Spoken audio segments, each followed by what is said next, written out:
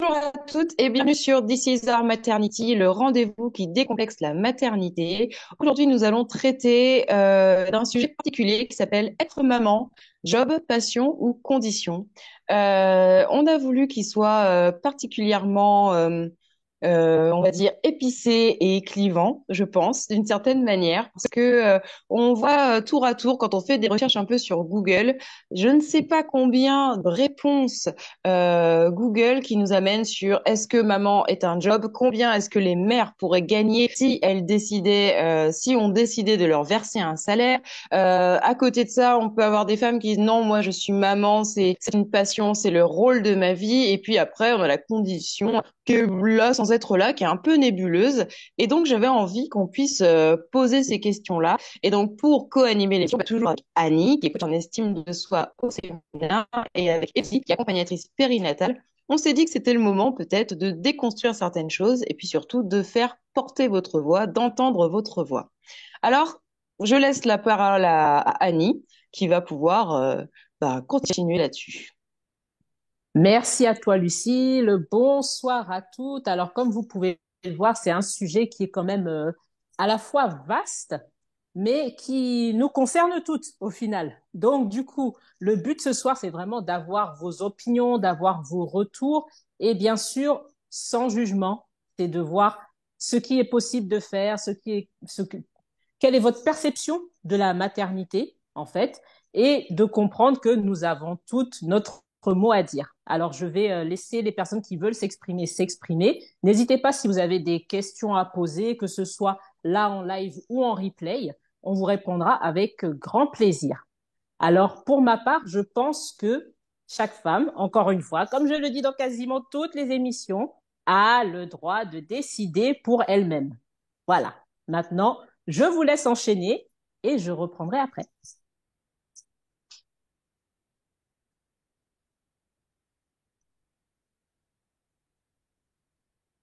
Eh bien, pour ma part, je pense qu'il y a une difficulté de perception.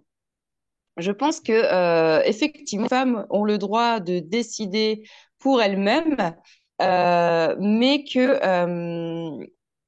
je suis pas sûre que ce soit vraiment la question. Je pense que la question, c'est comment est-ce qu'on dit, on arrive à considérer les différentes sphères de notre vie aussi. Et que je pense que le sujet est même encore plus large. Qui parlait de ça, qui parlait des trois tâches de notre vie, qui sont l'amour, l'amitié et le travail. Et je pense que c'est ça un petit peu qui se juxtapose dans cette question de être maman. Est-ce que c'est un job, une passion ou une condition? C'est d'arriver à comprendre déjà notre état animal, le fait que du coup, en tant que maman, la transformation de l'état de jeune femme à maman amène forcément des transformations physiologiques. De toute façon, à partir du moment où on sent l'enfant à l'intérieur de nous, et puis même le jour de l'accouchement, ça crée quand même une situation interne qui fait que du coup, bah, là, on est dans la condition même d'être maman. Mais après ça, très très vite, ça ajoute d'autres choses. Le fait, bah oui, peut-être de considérer la maternité comme un job.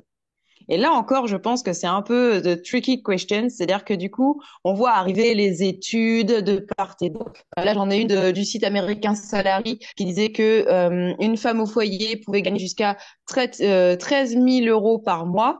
Une autre de lycée qui dit que c'est 1 327 euros par mois. Alors là, pour les femmes au foyer, en 2023, en fait, il y en a à peu près tous les ans des études comme ça qui vont me dire à partir du SMIC que les femmes peuvent gagner en gros, entre 1000 jusqu'à 13 000 euros par mois en fonction de ce qu'elles font parce que la maternité, en tout cas le fait d'être maman implique certaines charges, des doubles, triples, voire quadruples jobs. Ça peut aller de l'infirmière à l'éctempathique, donc psychologique. Ça peut aller de plombier, hein, des choses voilà, à déboucher dans toutes les tâches domestiques en fait que on peut mettre en place. Et en ce sens-là, ils considèrent que ça peut être un job. Et l'INSEE sort, est-ce que du coup, on devrait ou pas rémunérer les femmes pour ce qu'elles font au foyer ou pas? À savoir que dans la part d'inactifs, il y a quand même 54% des femmes qui s'arrêtent de travailler pour non familial. contre 7% des hommes inactifs de 20 à 59 ans. Donc là, ça fait quand même un peu en balance des choses qui peuvent nous amener à dire, du coup, s'il y a autant de femmes qui sont inactives, peut-être que du coup, on pourrait effectivement rémunérer leur travail. Puis de l'autre côté, à côté du job, on a cette passion, on a ce mouvement aussi qui arrive, qui revient peut-être. Il y a le mouvement des tradwives, il y a le fait de considérer la maternité autrement. Je pense que ça a été aussi accentué par les réseaux sociaux.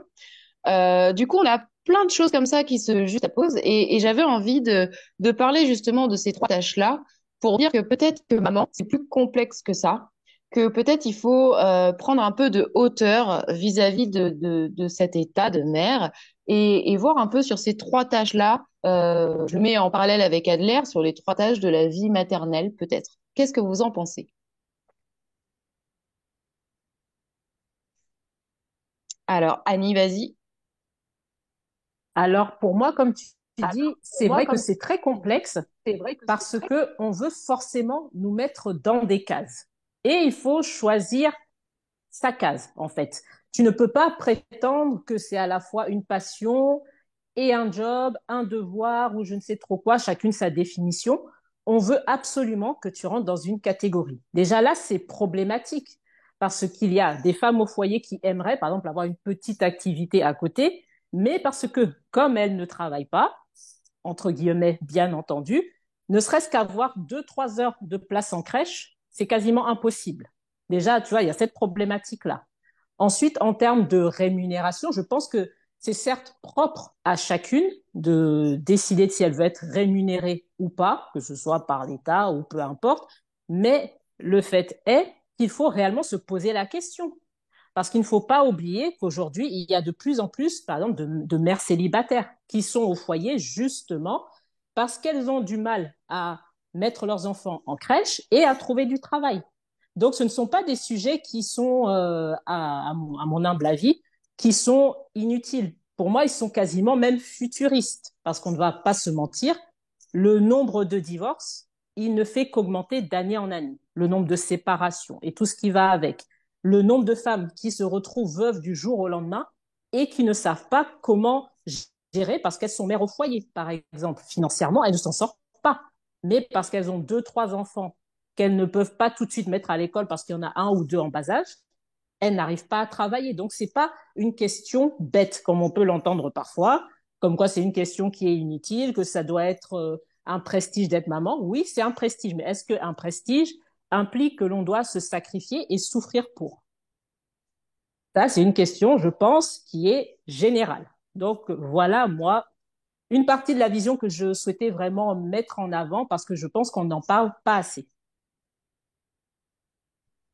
Moi, j'avais envie de, quand tu disais ça, je pensais tout de suite à Spider-Man avec un grand travail, implique de grandes responsabilités, mais je pense que c'est aussi le cas. Alors, moi, je lis, elle a dit, à développer, mais je pense qu'effectivement, on ne peut pas parler de ce sujet-là sans voir toute la portée sociale et l'impact que ça a sur la vie des femmes, notamment sur les avancées qu'on a. C'est-à-dire que c'est quand même une avancée de pouvoir travailler, mais ça reste quand même aussi un choix de vouloir ou pas travailler et de s'insérer de telle manière dans la société.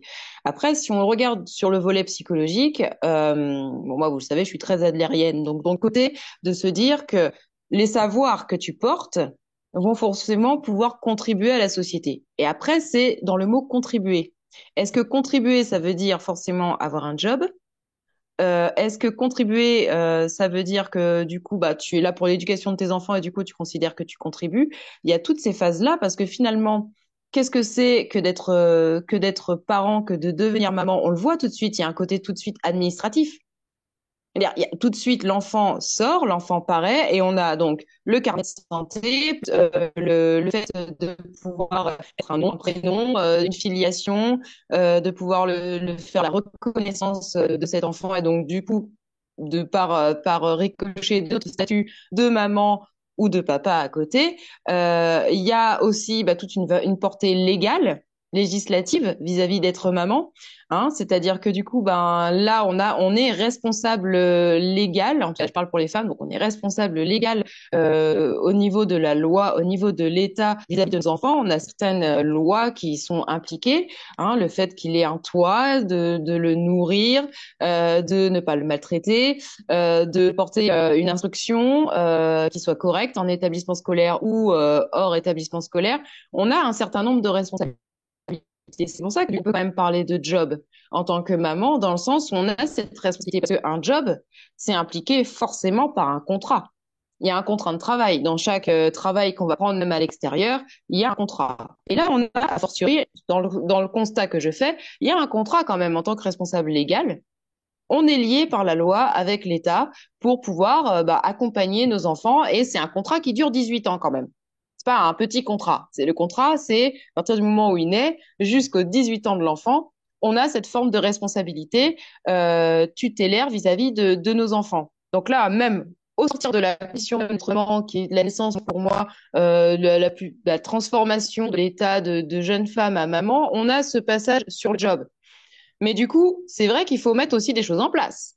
C'est-à-dire que du coup, au niveau de la société, on voit bien qu'il y a des choses qui sont ambivalentes. C'est-à-dire qu'on va nous demander de mettre les enfants de plus en plus jeunes à l'école pour pouvoir permettre l'activité des femmes, qu'elles veuillent ou qu'elles ne le veuillent pas. C'est quand même quelque chose qui est assez paradoxal. Et en même temps, on ne va pas forcément considérer le travail de la femme à la maison comme un travail suffisamment, parce que les autres le font aussi. Il y a aussi ce regard-là. Finalement, pourquoi est-ce qu'elles devraient être rémunérées puisque finalement, elles font le même travail que celles qui vont travailler à l'extérieur.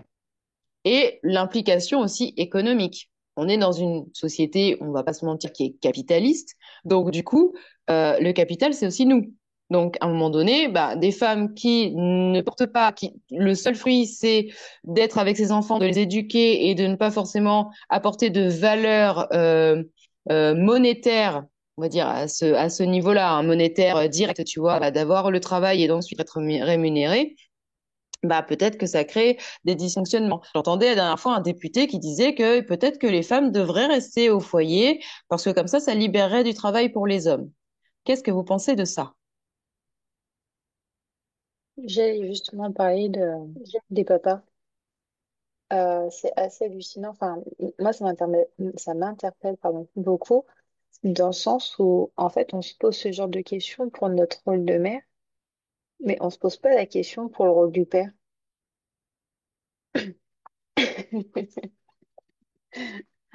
Le père, il va bosser dans la majorité des cas, parce que comme tu disais, il y a très peu de papas qui prennent un congé parental à 100% et qui s'occupent de leurs enfants à 100%. Donc en fait, on se pose pas la question pour les papas parce que eux, ils vont travailler à la reprise après leur congé paternité. Exactement. Et même, c'est des hommes qui vont être peut-être mal regardés en fonction du pays dans lequel ils sont, qui vont peut-être être mal regardés ou jugés parce que ils reprennent, ils décident d'être au foyer plutôt que de reprendre leur Mm. travail, par exemple. C'est Mm. papas qui peuvent être jugés. Euh, et c'est vrai, et là, tu arrives pile poil, en fait, à la conclusion que je voulais apporter là-dessus. Ça, en fait. Pourquoi est-ce qu'il y a une genrification à ce point sur le fait d'être maman? Parce que finalement, cette question-là, on pourrait la poser aussi sur le fait d'être papa. Est-ce que c'est un job? Est-ce que c'est une passion? Ou est-ce que c'est une condition? Parce qu'il y a, alors bien sûr, il n'y a pas l'impact physique de la transformation maternelle, le fait d'accoucher ou quoi que ce soit, mais on pourrait aussi parler des parents adoptants ou qui ont du coup une transformation psychique qui s'opère aussi, Mm. et autant les papas que la maman. Mais on ne pose pas la question de combien est-ce que eux ils pourraient être rémunérés, par exemple, en étant au foyer ou en étant en dehors. Est-ce qu'il y a une forme d'injustice ou pas, ou de d'inégalité aussi vis-à-vis des hommes?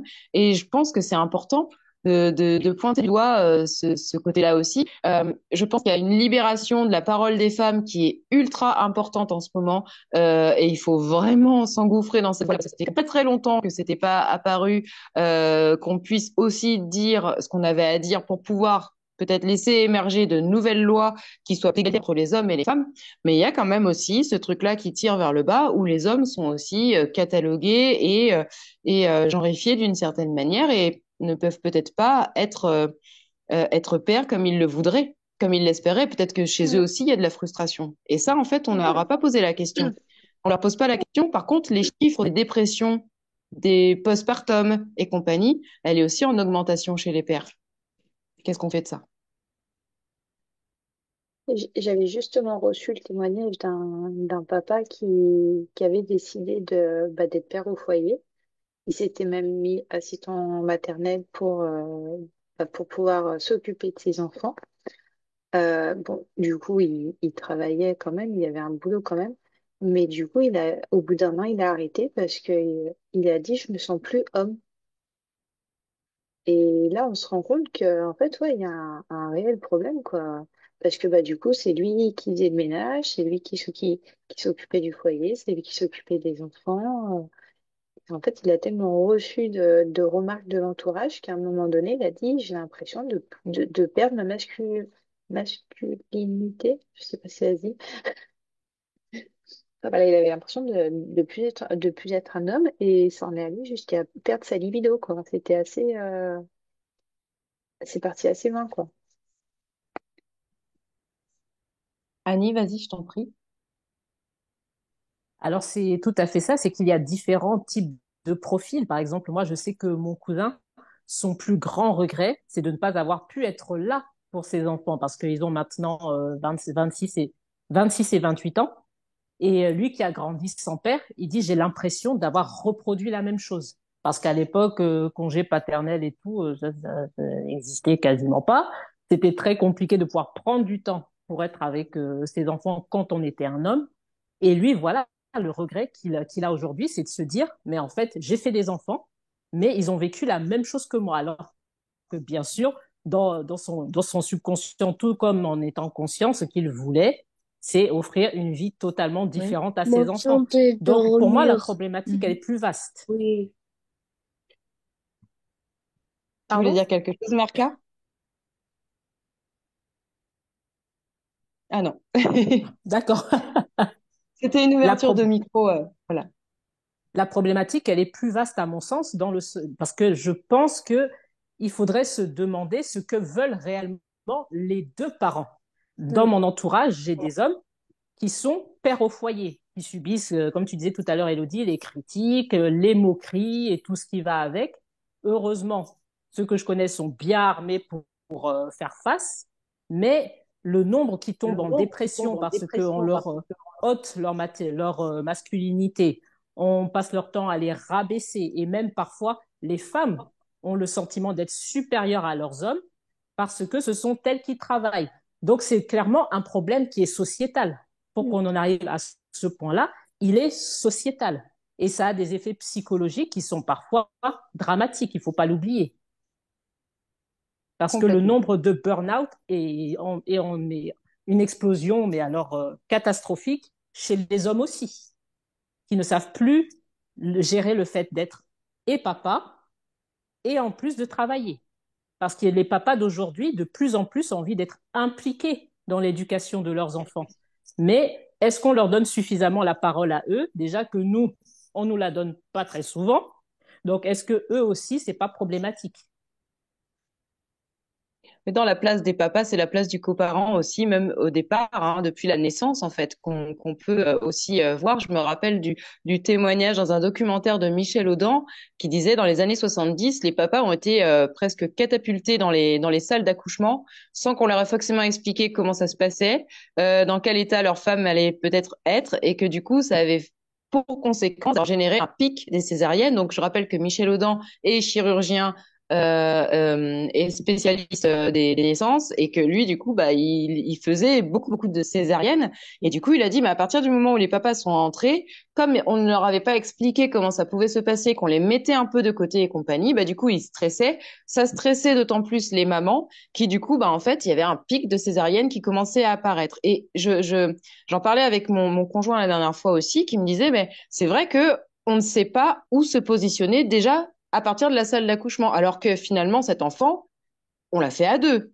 Donc, eux ne savent pas et n'arrivent pas à se positionner correctement, à ce qu'on leur laisse une place aussi. Et c'est pour ça que re-questionner la chose en disant, bah, ok, le être maman, mais être papa aussi, qu'est-ce que c'est?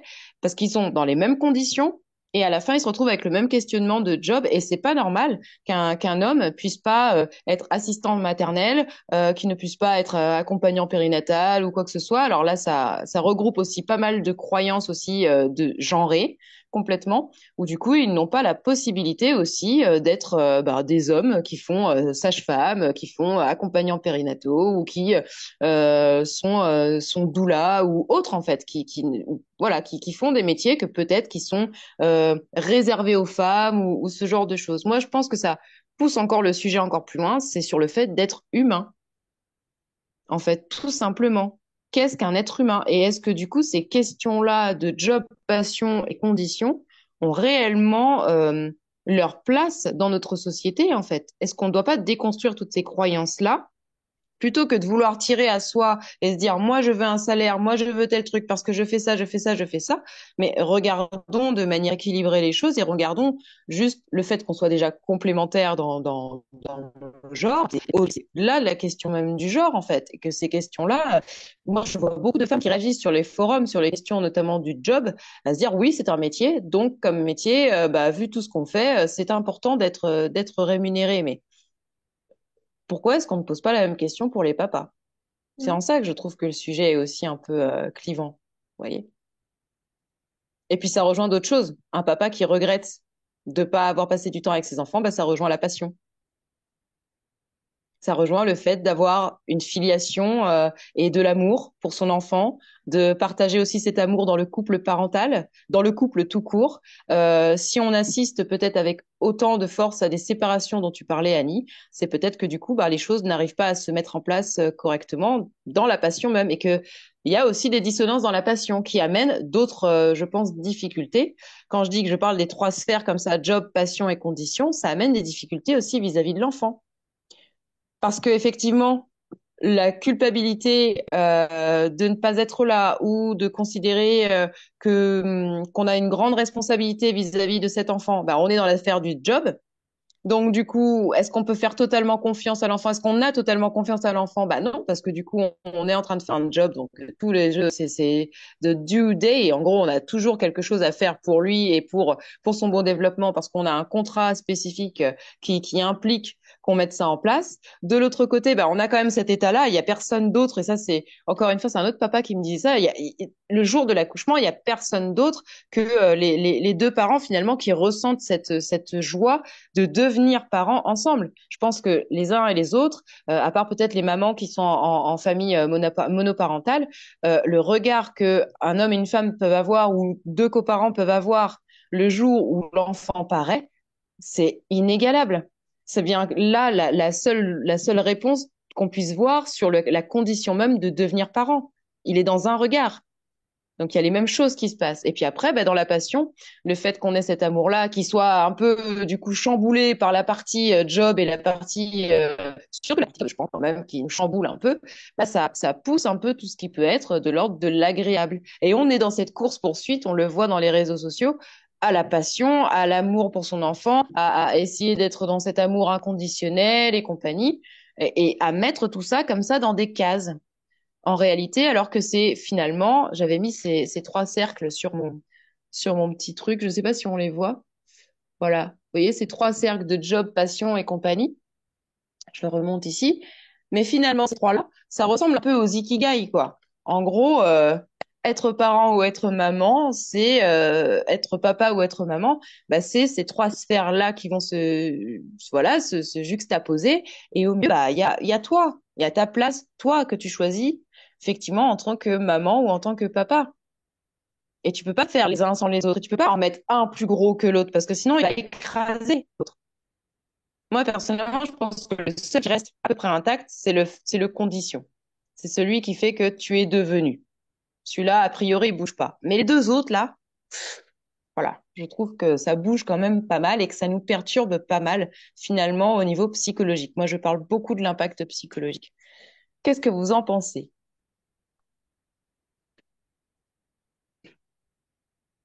Annie, je t'en prie. Alors, je pense que Alors, déjà, le je pense que côté déjà, plus ou moins positif, c'est qu'on est dans une phase de déconstruction sociétale qui était nécessaire parce que on était trop dans cet aspect, tout doit être de telle sorte et rien ne doit déroger à la règle. Donc moi, je trouve que c'est très intéressant, même si elle peut parfois être brutale, hein, il ne faut pas se mentir non plus, mais pour pouvoir construire sainement, il faut déconstruire ce qui jusqu'à présent n'a pas fonctionné. Et ce qui n'a pas fonctionné, c'est certaines mentalités qui veulent s'imposer à d'autres, par exemple. Cet aspect-là, clairement, il faut le déconstruire. Le fait qu'on prenait en compte ce qui arrangeait la société, mais pas ce qui pouvait aider les parents. Ça aussi, c'est en train de se déconstruire petit à petit et c'est nécessaire. On prend très souvent l'exemple nordique, mais il y a des exemples également dans certains pays d'Asie ou d'Afrique où c'est quand même beaucoup plus, on va dire, paritaire. Et il faut absolument travailler dessus parce que le modèle familial, il a énormément changé. Donc, on ne peut pas continuer à faire l'autruche et à se dire que oui, on peut continuer comme avant. Déjà, à l'époque, c'était pas forcément sain, mais aujourd'hui, avec les modèles familiaux qui changent totalement, il faut se poser les bonnes questions. Est-ce qu'on veut une société dans laquelle les parents se sentent bien pour que les enfants se sentent bien? Ça, c'est la question fondamentale. Parce que contribuer à la société, c'est pas que rapporter de l'argent. C'est pas que faire des enfants. C'est penser au futur. Et des parents qui sont mal dans leur tête vont faire des enfants qui seront mal dans leur tête et qui, tôt ou tard, ne pourront pas contribuer à quoi que ce soit, dans quelque domaine que ce soit, parce que ils ne sauront même pas qui ils sont. Donc, il faut vraiment déconstruire. Là, actuellement, même si ça va être brutal, j'en suis consciente et je pense qu'on en est toutes conscientes, il faut déconstruire pour aller vers quelque chose de meilleur, à mon sens. Oui, ce dont tu parles, en fait, c'est finalement un handicap de l'enfant, en définitive. Un handicap de l'enfant à pouvoir contribuer plus tard et aussi Exactement. faire sa part parce qu'à un moment donné, les parents ont été frustrés, ont été empêchés ou se sont sentis empêchés. Et je trouvais intéressant, puisqu'en plus, là, dans les différentes personnes qui participent, euh, il y a Annie, tu parlais des différentes cultures et des différents pays. Et du coup, je me suis dit, est-ce que tu pourrais aussi nous partager quelque chose? Tu parlais de l'Afrique. Est-ce que du coup, tu vois des différences substantielles sur le continent, dans différents pays du continent africain, par exemple? Alors moi, je suis d'origine tchadienne et centrafricaine, et c'est vrai que je vois clairement la différence entre la capitale et mes villages d'origine. Je précise bien mes villages d'origine parce que chaque village a ses spécificités. Et il faut dire que ce que j'apprécie énormément lorsque j'y vais, c'est que certes, chacun a sa place plus ou moins prédéfinie, mais surtout chacun respecte l'espace et la vie de l'autre. C'est-à-dire que généralement, donc c'est les mamans qui s'occupent des enfants et les papas s'occupent donc de ramener soit les finances, la nourriture et tout ce qui va avec. Mais il ne faut pas oublier que dans ces villages-là, les femmes travaillent ensemble et les hommes travaillent ensemble.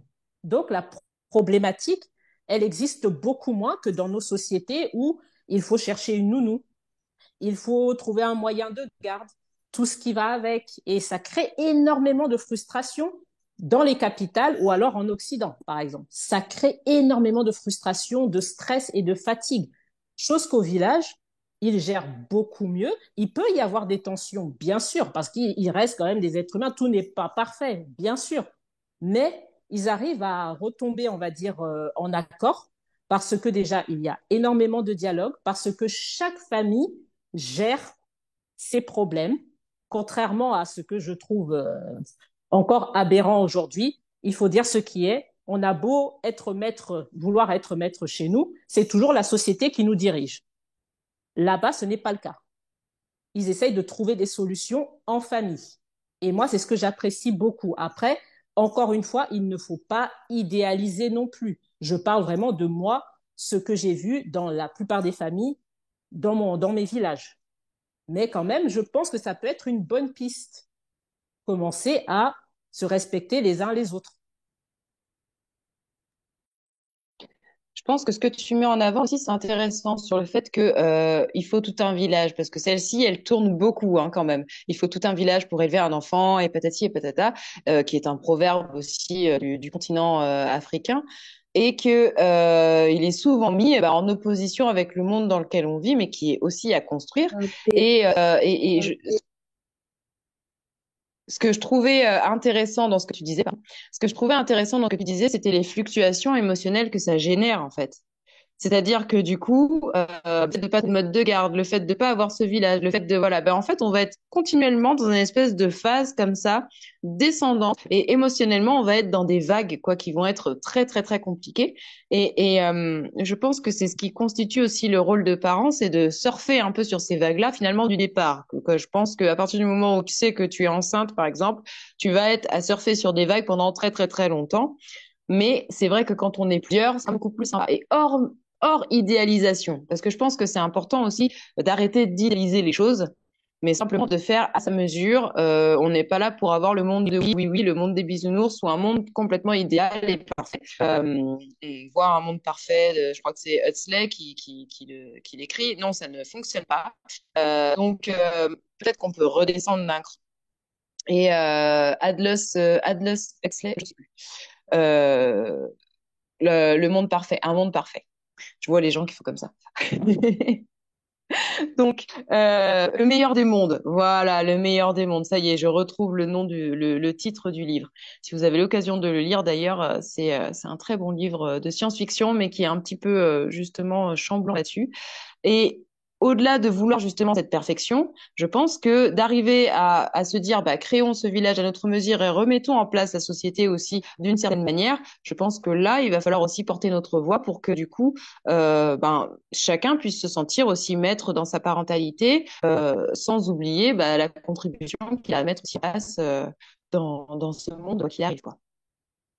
Élodie, je t'en prie.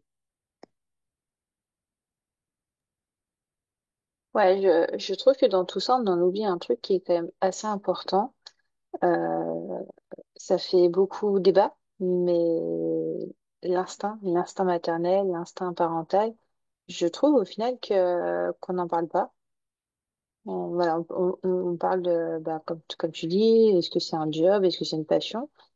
Mais si on revenait à quelque chose de plus naturel en disant que tout simplement, enfin, être parent, c'est quelque chose de naturel, quoi.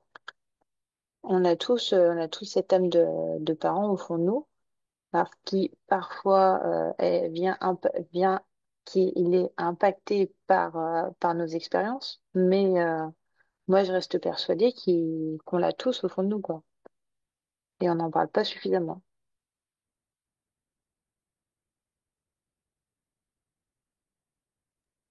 Là, ça me fait penser à un heureux événement. Je sais pas si vous avez vu le film. Je suis très pop-up littérature et pop culture ce soir.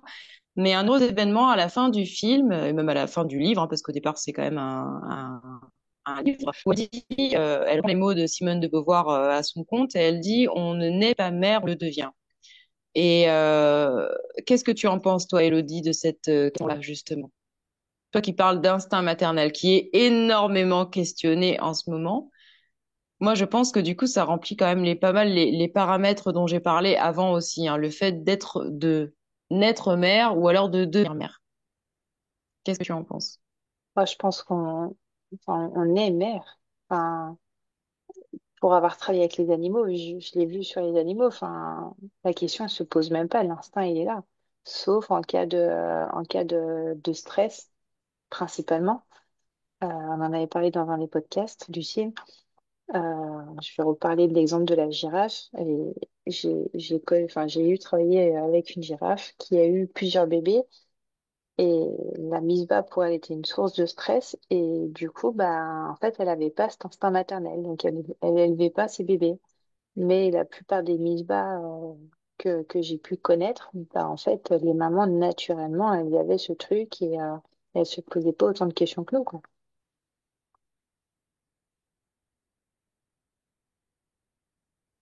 Oui, c'est très intéressant. Vous m'entendez?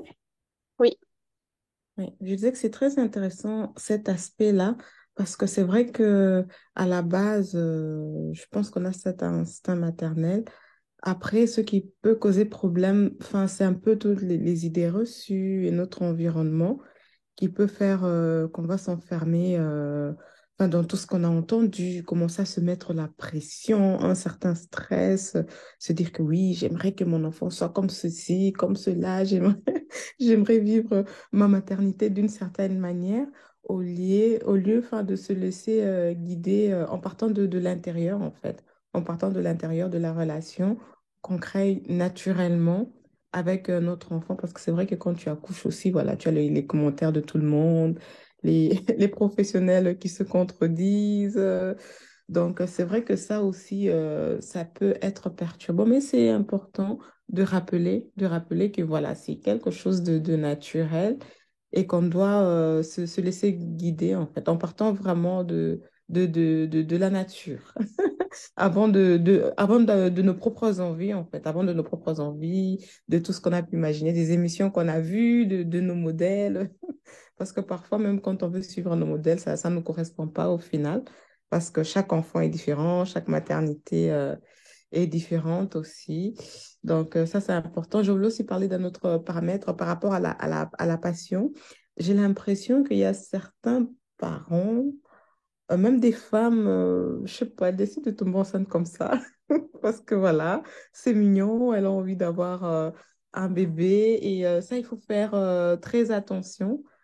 Parce qu'il faut voir maintenant quel est le rôle que la grossesse va venir jouer dans la vie de la maman. Parce que ça va déterminer la manière dont elle va réagir et la manière dont elle va gérer tout ça.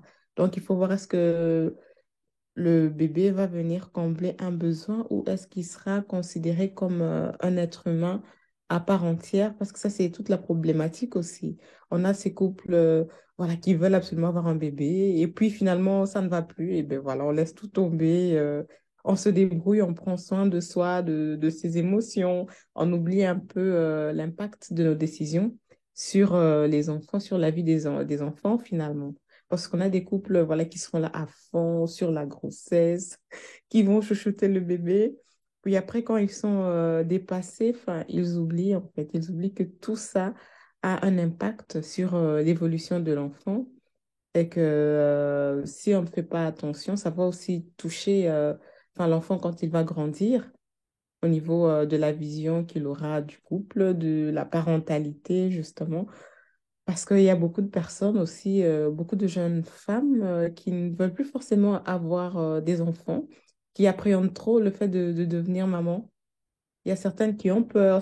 J'ai entendu certaines me dire que parfois elles préfèrent adopter. Il y a beaucoup de choses, hein. Donc on voit qu'il y a une certaine peur aussi parce que certaines se sentent un peu perdues à force d'avoir justement trop écouté d'autres personnes. Donc, ça peut créer une certaine confusion et de la peur, en fait. Donc, c'est ça qui est très intéressant. Et il y a justement cette place du papa. Et je pense que, on parle beaucoup de la place de la maman. Ça, c'est obligatoire. Mais pour les papas, j'ai l'impression qu'il y a des papas, c'est comme s'ils doivent vraiment choisir en fait. On a ceux qui choisissent vraiment de s'investir. Et puis il y a ceux qui considèrent que bon, c'est le job de la maman, quoi. Je serai là de temps en temps pour l'aider, mais ça reste le job de la maman. Alors qu'à la base, quand on regarde quand même l'enfant, il a besoin de ses deux parents pour pouvoir évoluer, croître, surtout au niveau de ses besoins en fait. Donc, voilà ce que je voulais un peu rajouter par rapport à tout ce que vous avez dit. Merci Marca, merci beaucoup. Mais dans ce cas-là, quid des familles monoparentales, du coup? Est-ce qu'un enfant, peut-être que ce sera le questionnement d'une autre émission, mais est-ce qu'un enfant qui grandit avec qu'un seul parent est finalement amputé, grandit mal, ou comment ça se passe à ce niveau-là? Il y a beaucoup de choses que tu as soulevées et que je trouvais très intéressantes. C'était sur le Mhm. besoin, les besoins, le désir d'enfant. Mhm. pourquoi est-ce qu'on voulait un enfant. Et je pense qu'effectivement, on est dans une société qui peut être un peu stressante. On est forcément en lien Ouais. hein, dans cette société. À partir du moment où on paraît, de toute façon, le Mhm. premier lien qu'on a, c'est avec ses parents, puis après, c'est avec tout le reste de la société. Et les parents sont Mhm. là pour aussi porter l'enfant au cœur de la société, pour que du coup, il puisse se socialiser, pas se sociabiliser. On ne force pas, on socialise. Mais du coup, je me pose la question de cet impact, justement, de ce stress et du fait que du coup, Mhm. peut-être que les bulles dont j'ai parlé au départ, que ce soit le job, la passion ou la condition, soient un peu chamboulées, soient un peu torturées, en fait, dans Ouais. cet autre qui vient remettre tout le temps les Ouais. choses en question. Et en même temps, on peut pas vivre Mhm. sans l'autre. C'est ça. C'est l'autre qui nous permet d'exister. Sinon, on n'existerait pas, on ne ferait rien. Enfin, je veux dire, c'est quand même la condition humaine. On n'est pas fait pour vivre seul. Donc, comment est-ce qu'on fait pour surfer justement sur ces vagues émotionnelles, sur ces chamboulements qu'on peut avoir avec les autres, tout en prenant position, en fait? Qu'est-ce qu'on peut faire là-dedans? Parce que les vagues sont là, la société est là, l'autre est là. Ouais. Comment est-ce qu'on fait et choisir finalement qu'une seule des boules, ça déséquilibre en fait. C'est comme si on avait une chaise à trois pieds et finalement on n'en choisit que deux. On va forcément se casser la tronche. Donc là, l'idée, c'est d'avoir un équilibre entre ces trois sphères, quoi. Ouais, et moi, je pense que, enfin, il faut déjà beaucoup travailler sur soi et prendre vraiment conscience, en fait, prendre vraiment conscience de ce qui se passe, de sa condition de maman, voilà, qu'est-ce qui est en train réellement de se passer par rapport à la relation avec son enfant. Et pouvoir aussi beaucoup penser aux conséquences, aux vraies conséquences, pas aux conséquences dont on a forcément peur, mais aux réelles conséquences qui peuvent vraiment arriver, comme par exemple pour les mamans monoparentales. C'est vrai que pour certaines situations, parfois il vaut mieux que qu'elles soient seules, hein, plutôt que d'être mal accompagnée ou de vivre dans des situations dans lesquelles voilà, elle ne se sent pas du tout en sécurité avec son enfant. Parfois, c'est mieux d'être mono, mais tout en assumant aussi de se dire, tiens, c'est le choix que j'ai fait, voilà les conséquences. Comme si on prend par exemple, tout à l'heure, j'ai dit que l'enfant avait besoin des deux. Si par exemple, elle est mono, moi je suis restée avec beaucoup une maman solo. Donc, je pense que ce qu'il faut faire, c'est à partir de ce moment où, par exemple, si on a un parent qui n'est pas présent, il faudrait trouver un moyen, en fait. Il faudrait trouver un moyen d'avoir une présence masculine. Ça peut passer par beaucoup de choses, hein. Ça peut passer par la famille, ça peut passer par de la lecture aussi, ça peut passer par énormément de choses pour pouvoir combler ce vide-là, même si ça ne va pas forcément remplacer le parent. Mais c'est juste qu'il ne faut pas que ça soit vide, que ça soit vraiment l'inconnu, quoi. L'inconnu, je ne sais pas du tout c'est quoi un père, je ne sais pas c'est quoi grand. Si je suis qu'avec la maman, on ne doit pas se dire que tiens, je ne sais même pas c'est quoi, enfin, c'est quoi avoir un homme dans sa vie, enfin, un homme, une figure paternelle en fait. Ça ne doit pas être inconnu. Il faut trouver un moyen de le combler. Si on parvient à trouver un moyen, ça peut déjà pas mal aider. Mais si ça reste vide, avec la maman qui se plaint tout le temps, c'est là que ça devient problématique. C'est là que voilà, ça peut créer beaucoup de soucis et réveiller des blessures. Mais si on parvient à le combler, là, voilà, il y a plusieurs mamans qui s'en sortent, hein, qui s'en sortent super bien par rapport à ça. Parce que c'est vrai qu'il y a beaucoup, beaucoup de préjugés aussi, hein, par rapport à ça. Il y a aussi un autre cas de figure, bon ça sera peut-être un autre débat. Je discutais avec une jeune femme qui avait peur de s'engager. Après, on parlait de l'avortement, de beaucoup de choses. Après, elle me parlait de ses copines, hein, parce que c'est des jeunes qui avaient la vingtaine. Donc, elle disait que quand on a parfois on va dire des femmes, plutôt que des filles, qui tombent enceintes, on a certaines qui, quand ça ne va pas avec la personne avec qui ils ont, enfin, la personne dont elles tombent enceintes, il y a certaines qui vont préférer avorter. Alors que quand on leur dit, mais pourquoi tu ne gardes pas le bébé pour, je ne sais pas, le faire adopter? Elles vont dire, mais non, c'est mon bébé. Je ne vais pas le donner à quelqu'un d'autre. Du coup, il y avait ce débat est-ce que je préfère avorter ou bien je préfère garder le bébé, quitte à le faire adopter ou pas. Donc, c'est tout un débat, en fait, hein, qui pousse justement à la responsabilisation, tout simplement, à pouvoir être responsable de ses actes, de savoir que, tiens, si je choisis de prendre telle ou telle décision, enfin, je dois assumer pleinement, quoi. Je dois assumer pleinement sans forcément faire attention à qui va me juger ou pas. Ça fera, ça fera office d'un autre débat.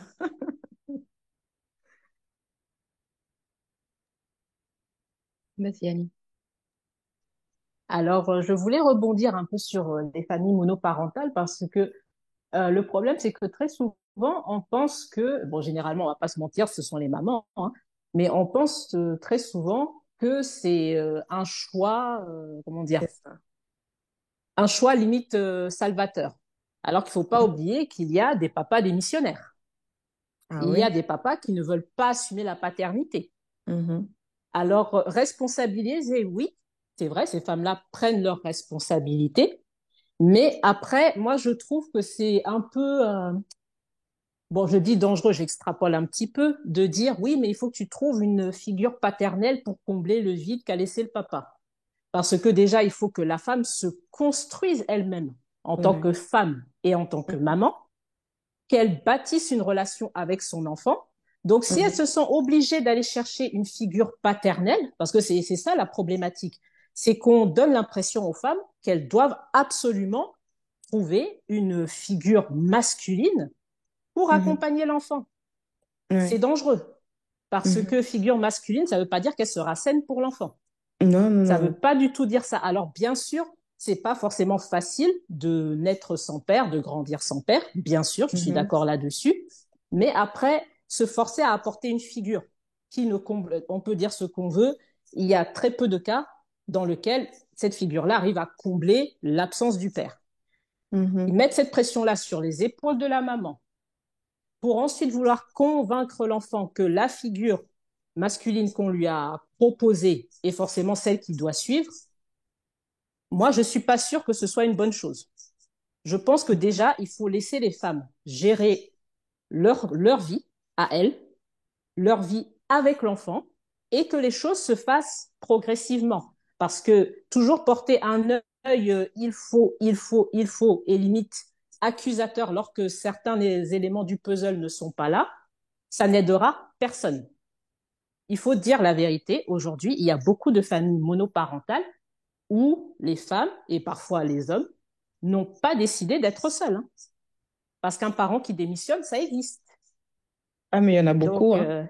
Il y en a ces beaucoup, hein. familles-là, quand elles se retrouvent confrontées à leur quotidien et qu'en plus on leur impose tout un tas d'injonctions et ainsi de suite, je ne suis pas convaincue que ça les aide, personnellement. Mhm. Mais Je ici, suis comme je assez le d'accord avec dis, c'est pas dans le sens de remplacer le père, hein, parce que le père, il sera jamais remplacé. C'est juste pour les mamans, enfin, qui souffrent, par exemple, celles qui veulent plus du tout, quoi, qui vont vraiment dans l'extrême, en fait. C'est plus dans ce sens-là. Après, quand je parle de figure paternelle, ça peut être un frère. En fait, c'est plus des personnes bienveillantes, en fait. C'est pas quelqu'un pour venir remplacer la place du papa qui n'a pas été là. Non, c'est pas dans ce sens-là. Parce que ça ne sera jamais remplacé et il va falloir vivre avec, en fait. C'est dans ce sens-là que je le disais. C'est pas forcément pour remplacer celui qui n'est pas là. Non, non. Mais je suis tout à fait d'accord avec toi. Alors moi, j'aimerais même rebondir parce que je connais aussi d'autres situations hein, où du coup ce sont des jeunes filles qui peut-être ont grandi avec un papa et seules dans une famille monoparentale et Mhm. au papa à qui on pouvait dire bah il faudrait qu'il se trouve une femme quand même pour pouvoir élever cette petite fille. Il faudrait. Encore une fois, je suis assez d'accord avec Annie, ce n'est pas une obligation et même pour la Ouais. famille élargie. Des fois, c'est pas forcément nécessaire que la famille élargie y mette son grain de sel non plus, Mhm. parce que tout le monde y va avec sa propre proposition, sa propre idée. Alors, vous Tout allez à me dire, fait. on s'éloigne de l'image du village où il faudrait et compagnie, mais attention, de choisir. On a nos besoins, on a nos désirs et on a aussi l'environnement dans lequel on gravite. Et l'environnement dans Mhm. lequel on gravite n'est pas le même dont celui dont a parlé Annie, qui est par exemple dans Tout son à fait. village ou dans un village en Afrique, ou alors en Inde, ou alors au Canada, ou alors en France. En France, c'est peut-être des fois un peu plus compliqué de constituer ce village parce qu'il y a tous les a priori, parce qu'il y a toute une éducation particulière aussi et plein de codes, on va dire, sociaux qui ont été mis en place avec des imprégnations fortes, notamment du 19e siècle, qui font que du coup, bah, ça renforce cette idée de on met le grain de sel, mais en même temps, eh ben, on cloisonne la place des uns et des autres, et c'est pas forcément très bon non plus. Moi, je connais des enfants qui ont très très bien grandi en famille monoparentale, même si là, je sais que tu pointes pas du doigt forcément ça, hein, Marca, Mhm. mais c'est pas forcément, je pense, euh, c'est pas forcément nécessaire et l'enfant peut quand même bien grandir et sans être plus impacté de ça. Des fois même de s'en sortir un peu mieux parce que il va pas prendre les miettes des fois d'un couple qui pourrait ne pas s'entendre et rester ensemble. Tu vois, je ne sais pas quel est Tout à fait. le meilleur choix finalement. Enfin, si, je pense quand même que le meilleur choix c'est quand il n'y a pas de miettes et que l'enfant grandit et se développe correctement. Et voilà, je pense que effectivement c'était bien de parler de toutes ces pluralités de familles et de voir que finalement, du côté des femmes monoparentales qui sont dans des familles monoparentales ou alors des hommes qui créent des familles monoparentales, on se retrouve avec les mêmes questionnements pour l'enfant et le même impact et bah, le même besoin aussi de sécurité que ceux qui sont en couple et qui sont des fois un peu chamboulés par les différents codes et je pense aussi par ces injonctions mais qu'on se met peut-être nous-mêmes aussi. Comme je le dis, c'est des choses qui sont imprégnées depuis très longtemps et il y a aussi des choses qui sont imprégnées dans le fait de je dois faire ça, je dois me sacrifier Ouais. pour, je dois faire le meilleur pour, c'est le meilleur rôle de ma vie. Regardez les actrices qui disent ah mais être maman c'est le plus beau métier, le plus beau Ouais. rôle qu'on m'ait jamais donné. Si tu commences à dire ce genre de choses, les filles qui vont regarder les magazines, alors bien sûr, on a toutes des têtes pensantes, on a toutes un cerveau qui fonctionne, mais n'empêche que répéter souvent comme ça, je sais pas, mais c'est quand même rentré dans la langue française. Non, mais de toute façon, c'est que du bonheur, être maman. Non, mais de toute façon, Ouais. c'est le plus beau métier du monde. Mais de toute façon, c'est le plus beau rôle. Donc, du coup, c'est culpabilisant parce que finalement, tu pars de cette condition-là naturelle où tu deviens maman. Voilà, je parle dans le conditionnement physique, hein, physiologique et compagnie, où du coup, Ouais. tu retrouves l'instinct dont parlait Élodie. Mais après, du Mhm. coup, bah, tu as cette place-là qui est cantonnée avec ce côté légal et compagnie qui fait que du coup, on va t'imposer un deuxième. Et puis après, bah, on va venir chambouler ton propre amour à l'intérieur, alors Voilà, que là, c'est tu ça. pourrais juste trouver ta place et être tranquille. Et on vient te chambouler tout ça. Et je pense que c'est vraiment une restructuration totale de la pensée, quoi, de juste se considérer comme être humain et comment est-ce qu'on Ouais. avance et comment est-ce qu'on coopère les uns avec les autres pour Tout faire à en sorte fait. qu'il y ait le moins d'impact sur l'enfant et sur les parents en premier, en fait. Parce que les parents qui vont bien, comme le dit Annie, bah, c'est des parents qui du coup, bah, sont bons aussi avec leurs enfants, pour leurs enfants et avec eux-mêmes déjà en premier. Mhm. Et quand même, voilà, qu'est-ce qu'on veut comme société, comme dit Annie? Qu'est-ce qu'on veut comme société? Donc, ça questionne, hein. Moi, je l'aime bien ce titre d'émission. Je trouve qu'il questionne beaucoup et qu'on est passé par beaucoup, beaucoup de chemins.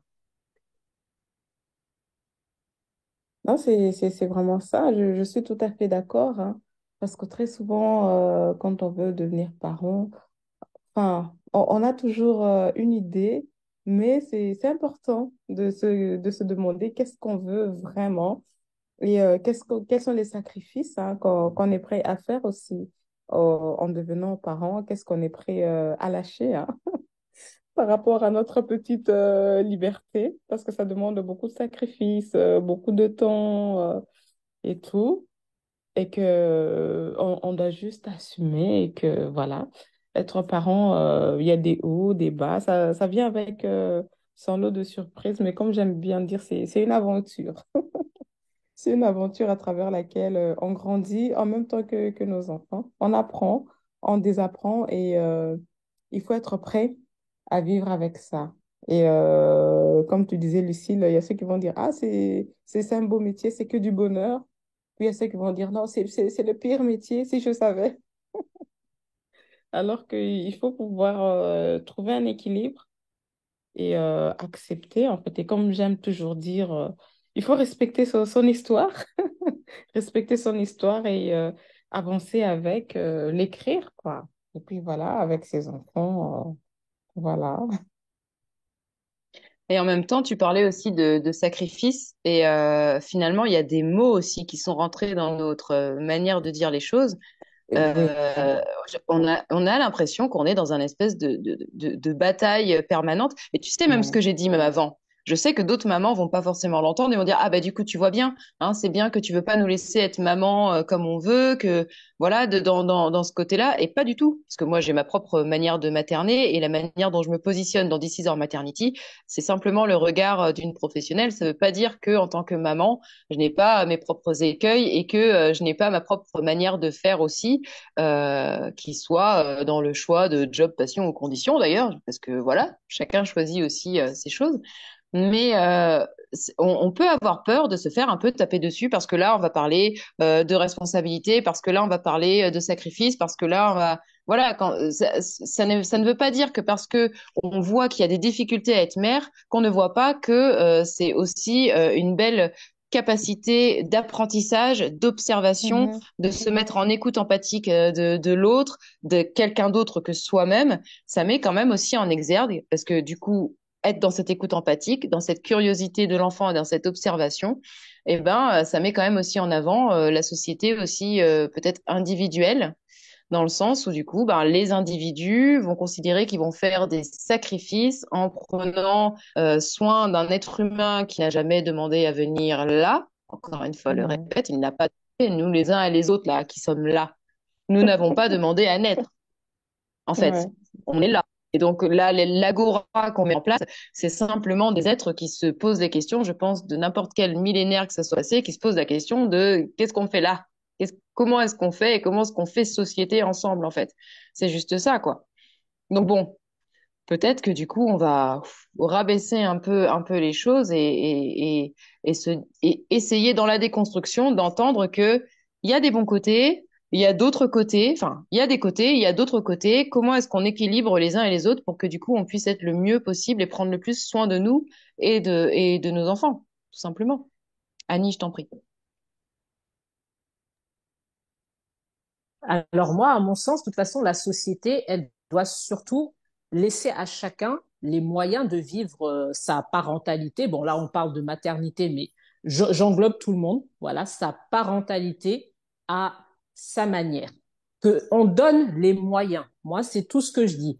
Qu'on n'impose pas un style de vie qui n'existe plus du tout, parce que maintenant, les femmes travaillent de plus en plus. Même les hommes ont des attentes différentes vis-à-vis de leur Mhm. avenir. Donc, on ne peut pas continuer à dire aux gens vivez de telle manière parce que c'était mieux avant. Ça, c'est on entend Tout de le temps, plus on en entend plus tout le temps. souvent. On n'a pas de preuves déjà. Et puis, si c'était aussi bien que ça, certaines personnes n'auraient pas les séquelles qu'elles ont aujourd'hui. Moi, c'est ce que je dis. La société n'était pas parfaite avant et on est en train justement de déconstruire pour essayer de construire. Donc, laissez-nous au moins essayer. Arrêtez de nous sortir des théories sur l'avant, l'avant, l'avant. Là, c'est vraiment travailler sur aujourd'hui et plus tard. Après, j'avoue, bah, je suis contente, je t'ai fait rire. Après, j'avoue que moi, le terme sacrifice, en tant que parent, il me dérange un peu. C'est un terme vraiment que je n'inclus pas dans l'éducation que je donne à mes enfants parce que c'est vrai que par le passé, c'était oui, être parent, c'est se sacrifier, c'est se sacrifier, c'est se sacrifier. Moi, je trouve que c'est jouer à un jeu dangereux parce qu'une fois que tu te mets ça dans la tête, tu as énormément d'attentes vis-à-vis de ton enfant qui, comme le disait Lucille, n'a Mhm. rien demandé. Ça va. C'est toi qui as Tu voulu vois, l'avoir, mais même moi, je suis conditionnée aussi. tu lui mets sur C'est les mon épaules le fait conditionnement. que je me suis sacrifiée, je me suis Ouais. sacrifiée. Et puis lui, il est là, mais vu que mes parents ont fait ça pour moi, est-ce que j'ai le droit de? Alors après, ça en revient au fait de faire ses choix, hein. Chacun voit Mhm. sa parentalité, encore une fois, comme il le veut. Mais c'est vrai que, tu vois, moi, par exemple, c'est un mot qui m'a fait bondir. J'ai dit, oh, wow, on utilise encore ce mot. Mais voilà, c'est pour dire que chacun doit vraiment avoir les outils nécessaires pour vivre sa parentalité à sa manière. Et je pense que c'est dans ce sens-là qu'il faut aller. Je suis assez d'accord avec toi. Et oui, ça me faisait rire parce que du coup, c'est vrai. On n'a pas la preuve de si ça fonctionnait avant. Et finalement, si, un peu, parce qu'il y a quand même des études qui ont été menées. Et puis, on le voit sur la société, le fonctionnement que ça a pu avoir entre les hommes et les femmes et les questions qui nous arrivent encore aujourd'hui et qui font que du coup, bah, on est dans des grandes difficultés, notamment d'égalité homme-femme et patati et patata. Enfin, voilà, on est dans des situations, qui créent encore des conflits aujourd'hui. Donc oui. Finalement, les résultats, on les a. On sait que ça ne fonctionne pas. Donc, du coup, voilà, c'est pour ça que j'ai beaucoup ri parce que, oui, en définitif, mettons un point final à ce genre de termes et d'allégations parce que ça fonctionne pas, c'est tout. Et c'est vrai que sacrifice, la mère sacrificielle, c'est qui fait tout et compagnie, c'est pas forcément la mère suffisamment bonne dont va parler Winnicott aussi, quoi. En fait, il faut savoir raison garder et avancer en conscience. Donc, moi, je suis tout à fait d'accord et je trouve que voilà, This is Our Maternity, je trouve que du coup, tu as donné aussi le ton de voilà, ça suffit maintenant, on met un coup de pied dans la fourmilière et puis on avance et gardons notre place aussi, en sachant que de toute façon, on ne sait pas aussi quelle société auront nos enfants. Et quels parents ils pourront être, et quels parents et quelles questions ils auront aussi, et que là on construit des choses, voilà, sur quelque chose qui est de toute façon mouvant. Donc, Ouais. Et j'aimerais aussi revenir sur le thème sacrifice. Je disais ça aussi dans le sens où, genre, tu vois, quand on est parent, on dit oui, je sais plus faire ceci, je sais plus faire. Enfin, je sais pas, vous allez me dire, c'est ça que j'appelle sacrifice dans le sens où il y a des choses que tu dois mettre de côté, en fait, laisser tomber, parce que c'est tout à fait normal, en fait. Si tu as des enfants, c'est sûr que tu vas devoir t'organiser différemment. Mais il y a des personnes, quand elles en parlent, tu as l'impression qu'elles sont en prison, en fait. C'est comme si on leur avait obligé, quoi. C'est comme si on leur avait obligé. Allez, tu vas devenir maman, voilà, ben, tu vas devoir l'allaiter la nuit, t'as pas le choix, tu vois. Enfin, c'est ça que j'appelle un sacrifice entre guillemets. Vous pouvez trouver un autre mot. Mais pour moi, enfin, c'est juste quelque chose de normal, en fait. C'est juste le lot de, comme j'appelle, les petites surprises, hein. Les surprises qui vont avec le package. Et je parlais justement avec quelqu'un aussi ouais, de cette phrase, hein. C'était mieux avant. Et je disais justement qu'on doit faire très attention parce que c'est un peu comme si on se déresponsabilisait de, par exemple, s'il y a des choses qui n'ont pas fonctionné ou des erreurs hein, qu'on a pu faire par rapport à ce qu'on transmet aux générations futures. Et moi, je me disais que, enfin, au lieu de dire oui, c'était mieux avant, je disais que, enfin, je trouve que c'est un raccourci. Je pense qu'il faudrait plutôt transmettre comment ça se passait avant, quelles étaient les mœurs avant, qu'est-ce qui fonctionnait, qu'est-ce qui ne fonctionnait pas. Moi, je pense que c'est mieux d'aller dans ce sens-là, plutôt que de se dire, ah, c'était mieux avant, hein, les mamans d'aujourd'hui, t'as vu comment elles sont? Je trouve que c'est un raccourci et finalement, ça fait culpabiliser, surtout celles qui ont peur et qui ne savent pas justement comment s'y prendre et qui vont peut-être se retenir hein, au lieu de devenir mère. Elles vont se dire, tiens, je ne suis pas encore à la hauteur, je vais attendre, alors que si ça se trouve, ça sera une belle expérience hein, au final. Donc voilà ce parce que que je voulais souvent dire. souvent, la peur implique la culpabilité, hein. Ah La oui, peur des uns oui. implique la culpabilité des autres, alors que finalement, ça leur appartient pas. C'est-à-dire Mhm, qu'ils vont avoir peur d'une situation et se dire non, mais c'était quand même mieux avant parce que là, elles sont en train de changer des choses. Et puis après, bah, celles qui sont en train de changer, se dire bah non, mais peut-être que j'ai pas le droit, peut-être qu'il faudrait pas, peut-être que ah ouais, non, c'est pas bien, il faudrait pas que je fasse comme mhm, ça. Et du coup, elles portent une culpabilité, elles portent un truc sur leur dos qui ne leur appartient pas. Et je pense qu'il faut effectivement remettre les responsabilités à chacun en fait. Et que non, mhm, c'était pas mieux avant, tout le monde a galéré en fait. Les nuits, on les a pas tous faites. C'était des choses qui étaient compliquées en fait. Il n'y a pas d'idéalisation non plus de ce rôle et de ce statut. Je pense que simplement, c'est un état. mhm, C'est un état. Et après, par contre, ne pas le dissocier du fait que cet état implique aussi un environnement dans lequel il est effectué, qui est du coup un environnement social particulier avec ses propres règles et qui fait que du coup tu vas naviguer dans ses propres règles, avec ces propres règles-là. Après, tu les acceptes ou les acceptes pas, mais ça fait encore partie de ta responsabilité. Et après, ça ne met pas en condition la passion et l'amour que tu vas pouvoir donner à ton enfant, de pouvoir l'observer et tout ça. Là aussi, libre à toi de ta responsabilité de trouver ce temps-là, quelle que soit la configuration de ta famille aussi, pour pouvoir être avec ton enfant de manière suffisamment bonne aussi pour toi et pour lui, en fait. Je pense que voilà, il y a des choses qui sont un peu trop mises les unes séparées des autres et qu'il faut rassembler en un mot qui serait être parent. Et oui, je pense que Annie, tu as bien raison, c'est pas juste être maman ou être papa, Mhm. être Mhm. parent.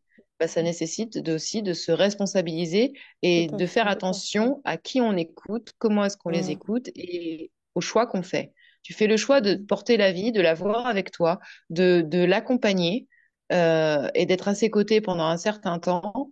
Tu ne peux pas tout accepter.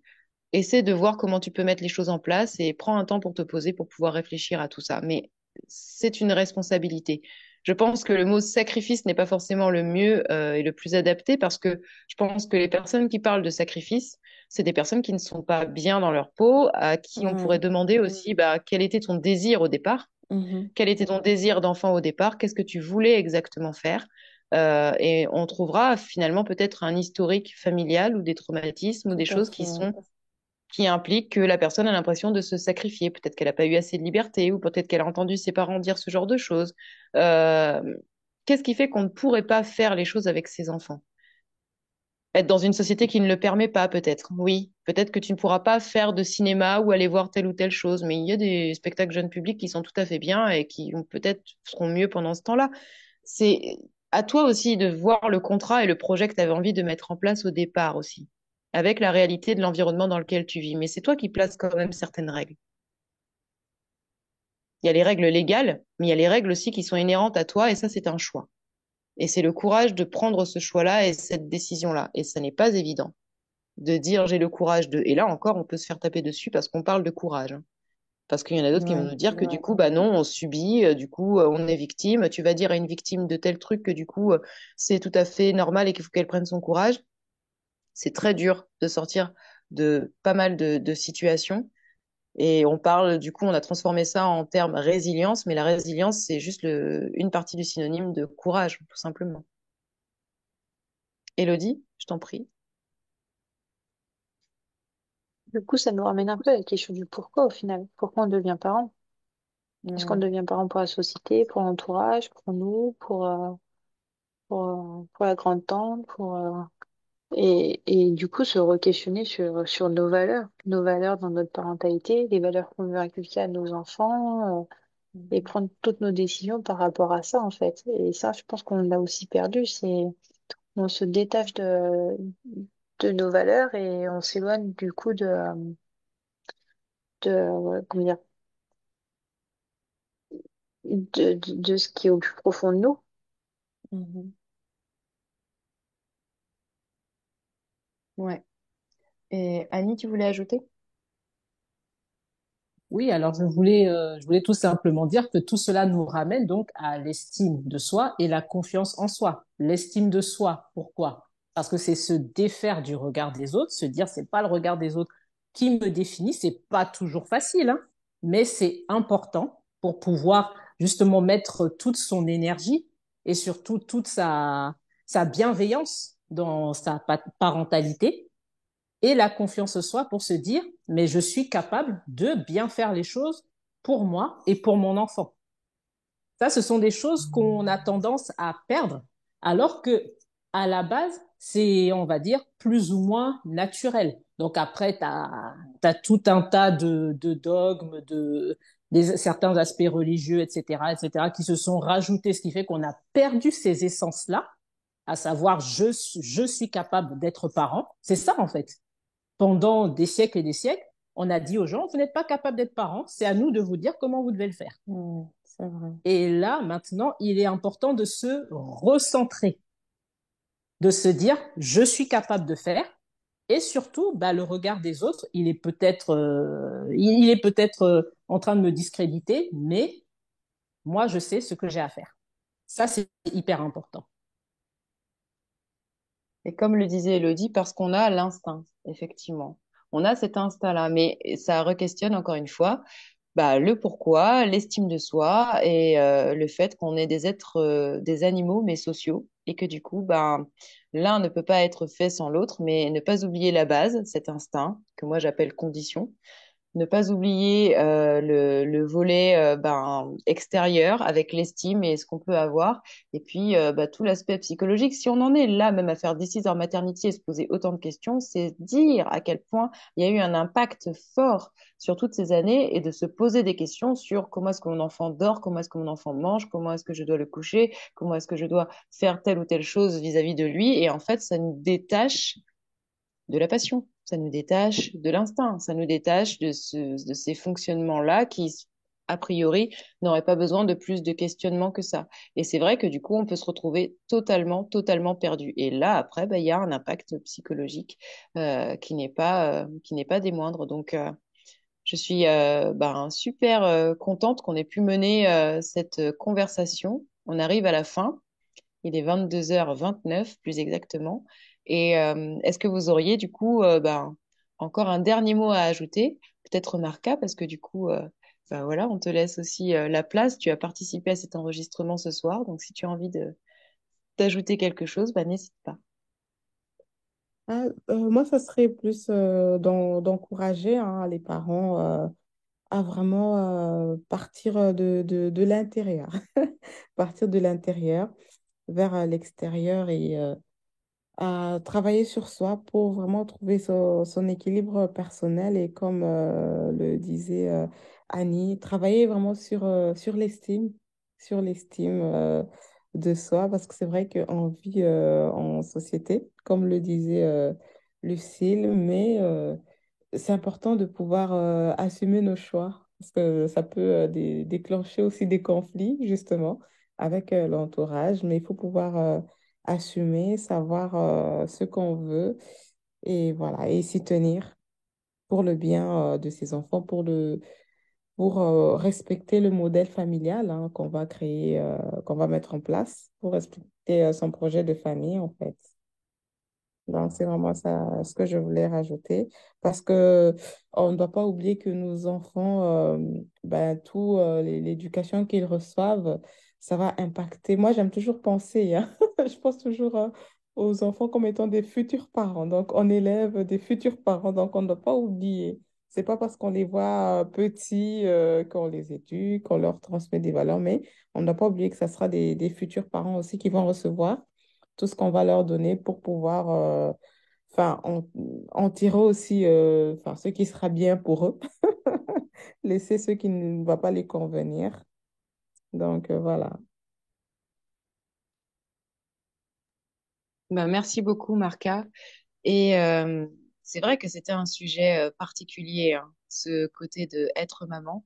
Ça a beaucoup questionné, même au départ quand on les a posés. Hein, au départ, ça nous a même les unes et les autres, on s'est dit bon, qu'est-ce qu'on va dire là-dessus parce qu'on avait aussi chacune un autre avis. Et puis moi, j'aimerais ajouter pour les mamans parce que je pense que ces questions-là là qui sont posées sur Google, quand elles arrivent sur Google, c'est parce qu'on est dans une phase descendante, clairement. Si on pose la question de quel est le salaire d'une maman ou quel est le salaire d'une femme au foyer, c'est qu'à un moment donné, dans ta condition de femme au foyer, tu es en train de te poser la question de est-ce que c'est juste ou pas. Donc là, clairement, c'est est-ce que ta place, là, telle que tu la conçois, tu la trouves bien ou pas. Lorsque tu poses la question de est-ce que j'ai le droit d'être femme au foyer, si tu es en entreprise salariée ou pas, et que tu poses la question à Google, parce que cette question aussi, là, est posée. Allez-y, allez faire les recherches, vous verrez, elle est posée aussi. C'est que tu es dans une phase descendante et que tu es en train de te reposer la question par rapport à ta place. Si tu te dis, est-ce que j'ai le droit de, ça veut dire que tu réponds aux signaux extérieurs plutôt qu'au signal intérieur que tu pouvais avoir. Et ça veut dire qu'à ce moment-là, dans ta vie, il s'est passé certaines choses qui font que tu n'as peut-être pas assez confiance en toi pour pouvoir te dire, j'ai le droit de je mérite de faire ça. Non. En fait, tu te dis, l'extérieur m'amène la réponse.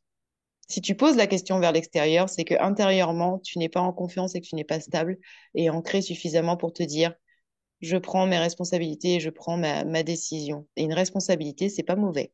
Bien au contraire, parce que c'est ce qui amène aussi une forme de liberté. Moi, j'avais envie de terminer là-dessus.